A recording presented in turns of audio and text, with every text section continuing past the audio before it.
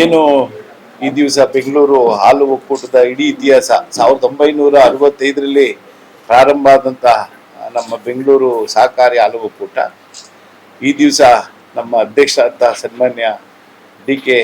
ಸುರೇಶ್ ಅಣ್ಣವರ ನೇತೃತ್ವದಲ್ಲಿ ಮೊನ್ನೆ ನಡೆದಂಥ ನಮ್ಮ ಆಡಳಿತ ಮಂಡಳಿ ಸಭೆಯಲ್ಲಿ ಎಲ್ಲ ನಿರ್ದೇಶಕರು ಒಕ್ಕೋಲಿನಿಂದ ಅವ್ರಿಗೆ ಹೇಳಲಾಗಿ ಸುಮಾರು 19 ಕೋಟಿ ನಷ್ಟನ ಕಳೆದು ಏನು ಈಗ ಏಪ್ರಿಲ್ ಮಾರ್ಚ್ 31ನೇ ತಾರೀಕಷ್ಟಲ್ಲಿ ಸುಮಾರು ಅಂದಾಜು 64 ಕೋಟಿ ಆದಾಯ ಗಳಿಸಿರುವಂಥದ್ದು. ಅವರು ರೈತರ ಉದ್ದೇಶದಿಂದ ರೈತರಿಗೆ ಏನು ಏಪ್ರಿಲ್ 1, 2025ರಿಂದ ಮಾರ್ಚ್ 31ನೇ ತಾರೀಕಿನೊಳಗೆ ಇಷ್ಟು ರೈತರು ಹಾಕಿರ್ತಾರೆ ಹಾಲನ್ನ ಲೀಟ್ರಿಗೆ ಒಂದು ರೂಪಾಯಿದಂತೆ ಸುಮಾರು ನಮ್ಮ ಒಕ್ಕೂಟಕ್ಕೆ 59 ಕೋಟಿ 34 ಲಕ್ಷ ಚಿಲ್ಲರೆಯಷ್ಟು ಅಮೌಂಟು ಒಕ್ಕೂಟಕ್ಕೆ ರೈತರಿಗೆ ಹೋಗಿದೆ. ಬೆಂಗಳೂರು ನಗರ, ಬೆಂಗಳೂರು ಗ್ರಾಮಾಂತರ ಜಿಲ್ಲೆ. ವಿಶೇಷವಾಗಿ ನಮ್ಮ ತಾಲೂಕು ಇವತ್ತು 3,10,000 ಲೀಟ್ರು ಪ್ರತಿ ದಿವಸ ಹಾಲು ಉತ್ಪಾದನೆ ಮಾಡ್ತದೆ. 3 ಜಿಲ್ಲೆಗೆ ಅತ್ಯಂತ ಬೆನಿಫಿಟ್ ತಗೊಂಡಿರೋ ತಾಲೂಕು ಅಂದ್ರೆ ಅದು ಚನ್ನಪಟ್ಟಣ ತಾಲೂಕು. ನಮಗೆ 11 ನಮಗೆ ನಮ್ಮ ತಾಲೂಕಿಗೆ ಇವತ್ತು ರೈತರಿಗೆ ನೇರವಾಗಿ ಮಾರ್ಚ್ 31 ಅಧ್ಯಕ್ಷರು ಹೇಳಿದ್ದಾರೆ, ನೇರವಾಗಿ ಮಾರ್ಚ್ 31ನೇ ತಾರೀಕು ಅಥವಾ ಏಪ್ರಿಲ್ 10 ಒಳಗಡೆ ಎಲ್ಲರ ಅಕೌಂಟ್ಗೆ ಅದು ಅಮೌಂಟ್ ಹೋಗುತ್ತೆ. ಅದನ್ನ ನಮ್ಮ ತಾಲೂಕಿಗೆ ಹೇಳ್ಬೇಕು ಅಂದ್ರೆ ನಮ್ಮ ಶಾಸಕರಾದ ಸನ್ಮಾನ್ಯ CP ಯೋಗೇಶ್ವರ್ ಅವರ ಏನು ನೀರಾವರಿ ಯೋಜನೆ ಆಗ್ಲಾಗಿ ಇಷ್ಟೊಂದು ತಾಲೂಕಿನಲ್ಲಿ ಹಾಲು ಉತ್ಪಾದನೆ ಮುಂದಿನ ದಿವಸದಲ್ಲಿ ನಮ್ಮ ಅಧ್ಯಕ್ಷರು, ನಮ್ಮ ಶಾಸಕರು, ನಮ್ಮೆಲ್ಲ ನಾವಿರುವಂತ ಇಲ್ಲಿ ಏನು ಕುಳಿತಿದ್ವಿ ಎಲ್ಲರೂ ಸಹಿತ ಮುಂದಿನ ದಿವಸ ಇನ್ನು 1 ವರ್ಷದಲ್ಲಿ ನಮ್ಮ ತಾಲೂಕಿನಲ್ಲಿ ಈಗಾಗಲೇ ಲೋನ್ ಕೊಡ್ಲಿಕ್ಕೆ ಸ್ಟಾರ್ಟ್ ಮಾಡ್ಲಿಕ್ಕೆಲ್ಲ ಏಪ್ರಿಲ್ 1ರಿಂದ 2ರಿಂದ ಚಾಲನೆ ಕೊಡ್ತಾ ಇದೀವಿ. ಸುಮಾರು 5 ಲಕ್ಷ ಲೀಟರ್ ನಮ್ಮ ತಾಲೂಕಲ್ಲೇ ಹಾಲು ಉತ್ಪಾದನೆ ಮಾಡಬೇಕು ಅನ್ನೋ ಗುರಿ ಹೊಂದಿದ್ದೀವಿ. ಇದಕ್ಕೆ ಇಡೀ ನಮ್ಮ ತಾಲೂಕಿನ ಎಲ್ಲ ನಮ್ಮ ಕಾರ್ಯದರ್ಶಿಯವ್ರಿಗೂ ಸಹಿತ ಒಂದೊಂದು ಸಂಘಕ್ಕೆ ಸುಮಾರು 15,000 ರೂಪಾಯಿ ಅಮೌಂಟ್ನ ಸೆಕ್ರೆಟರಿಗಳಿಗೂ ಕೊಟ್ಟವ್ರೆ.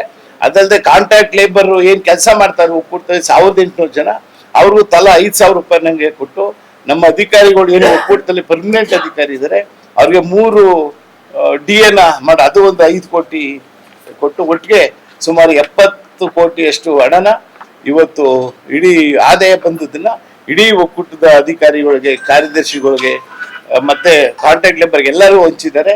ಇದು ತುಂಬಾ ಸಂತೋಷದ ವಿಷಯ. ವಿಶೇಷವಾಗಿ ನಮ್ಮ ತಾಲೂಕಿನ ಪರವಾಗಿ ನಮ್ಮ ಅಧ್ಯಕ್ಷರಿಗೆ, ನಮ್ಮ ರೈತರ ಪರವಾಗಿ, ಹಾಲು ಉತ್ಪಾದಕ ಪರವಾಗಿ ನಮ್ಮ ಅಧ್ಯಕ್ಷರಿಗೆ, ಯಾಕೆಂದ್ರೆ ಇದು ಇತಿಹಾಸ ಯಾರು ಕೊಟ್ಟಿಲ್ಲ, ಹಂಗಾಗಿ ಅವ್ರಿಗೆ ಅಭಿನಂದನೆ ಹೇಳ್ತಾ ನನ್ನ ಮಾತು ಮುಗಿಸ್ತೀನಿ. ಬಾಕಿದ್ದು ಇವತ್ತೊಂದು ಈ ಥರದ ಒಂದು ಪತ್ರಿಕಾಗೋಷ್ಠಿ ನಿಜವಾಗ್ಲೂ ಇತಿಹಾಸವನ್ನ ಸೇರ್ಕೊಳ್ಳುತ್ತೆ.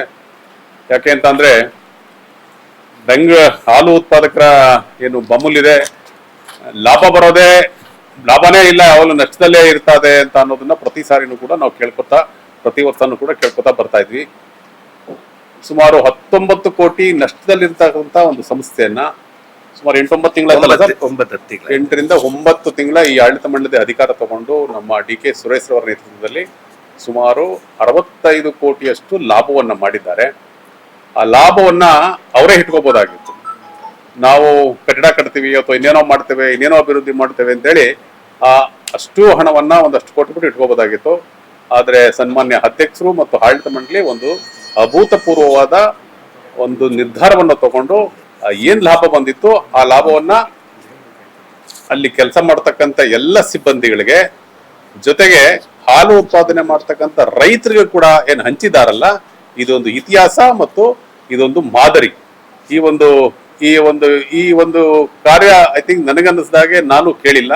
ಈ ತರದೊಂದು ಬೆಂಚ್ ಮಾರ್ಕ್ ಅನ್ನ ಮಾನ್ಯ ಡಿ.ಕೆ. ಸುರೇಶ್ ಅವರು ಸೃಷ್ಟಿ ಮಾಡಿದ್ದಾರೆ. ಇದು ಮುಂದಿನ ದಿನಗಳಲ್ಲಿ ಇದು ಆರಂಭ ಅಂತ ಅನ್ಕೋತೇನೆ. ಇದೊಂದು ಆರಂಭ. ಮುಂದಿನ ದಿನಗಳಲ್ಲಿ ಸಾಕಷ್ಟು ಇತಿಹಾಸವನ್ನ ನಿರ್ಮಾಣ ಮಾಡತಕ್ಕಂಥ ಬೊಮ್ಮೂಲು ಇತಿಹಾಸದಲ್ಲಿ ಸೇರ್ಕೊಳ್ಳೋ ಕೆಲಸಗಳು ಆಗ್ತವೆ. ಇದರಿಂದ ರೈತರುಗಳಿಗೆ ಅನುಕೂಲ ಆಗುತ್ತೆ, ಮತ್ತೆ ಅಲ್ಲಿ ಕೆಲಸ ಮಾಡ್ತಕ್ಕಂಥ ಸಿಬ್ಬಂದಿಗಳಿಗೆ ಅನುಕೂಲ ಆಗುತ್ತೆ. ಅವ್ರು ಹೇಳ್ತಾ ಇದ್ರು, ನಾನು ಸಾಮಾನ್ಯವಾಗಿ ನಾನು ಡೈರಿಗೆ ಹೋಗಿ ಅಲ್ಲಲ್ಲೇ ಮೀಟ್ ಮಾಡ್ತಾ ಇರ್ತೀನಿ, ಇದನ್ನ ಡಿಸ್ಕಸ್ ಆಗ್ತಾ ಇರ್ತದೆ.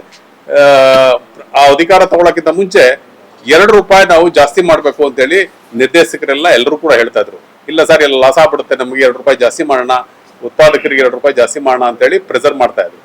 ಅಧ್ಯಕ್ಷರು ಒಂದೇ ನಿರ್ಧಾರ ಮಾಡಿದ್ರು, ನಾನು ಅಧಿಕಾರ ತಗೊಂಡಿದ್ದೀನಿ, ನಾನು ಯಾವುದೇ ಕಾರಣಕ್ಕೂ ರೈತರುಗಳಿಗೆ 2 ರೂಪಾಯಿ ಜಾಸ್ತಿ ಮಾಡಿ ಹೊರೆ ಕೊಡೋದಿಲ್ಲ, ಅವ್ರಿಗೆ ಕಡಿಮೆ ಮಾಡಿ ನಾನು ಹೊರೆ ಕೊಡೋದಿಲ್ಲ, ಅದನ್ನ ಜಾಸ್ತಿ ಮಾಡ್ಬೇಕು ಅಂತ ಹೇಳಿ ಅದೇ ರೀತಿ ರಿಟೈನ್ ಮಾಡಿದ್ರು.